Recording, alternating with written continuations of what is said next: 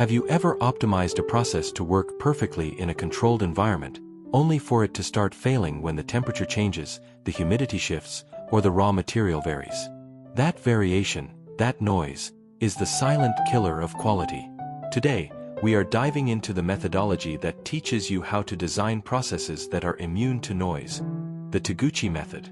And the best part is, we'll see how to implement it for free using the Taguchi DOE calculator and analyzer. If you want to manufacture robust products that work reliably every time, stick around.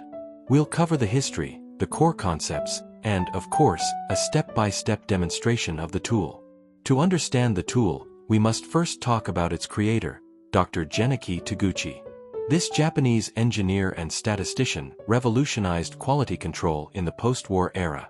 His great insight was shifting the focus. Quality is not achieved by inspecting at the end, but by designing quality in from the very beginning.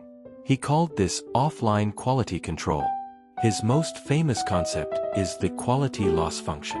Taguchi argued that there is an economic loss to society, or to the customer, every time a product deviates from the ideal target value, even if it remains within the specification limits. This philosophy forces us to not only meet the boundaries, but to strive for perfection at the center. The Taguchi method is all about achieving robust design, finding the process settings, the factors that minimize the variation caused by external noise. The tool calculates this using two statistical pillars. Orthogonal arrays, OAs. These are highly efficient design of experiments, DOE, matrices. Instead of testing all possible factor combinations, which is expensive, arrays like L4, L8, or L16 select a minimum subset of trials to gather the necessary data. Their purpose is to drastically cut down the time and cost of experimentation. Signal-to-noise, S/N, ratio. This is the key metric. It's a logarithmic measure that simultaneously evaluates the average, the signal, and the variation, the noise. Taguchi's goal is always to maximize this S/N ratio to ensure a robust process that is insensitive to external conditions. Let's see how to use this powerful calculator in practice, following its 3 simple steps. Step 1. Set up the experiment. In the Setup Experiment tab, you define your factors and levels. Then, the tool suggests or lets you choose the right orthogonal array, like the L8. You also select your process goal. Nominal is best if you seek an exact value, smaller is better if you minimize failures, or larger is better if you maximize performance. Step 2.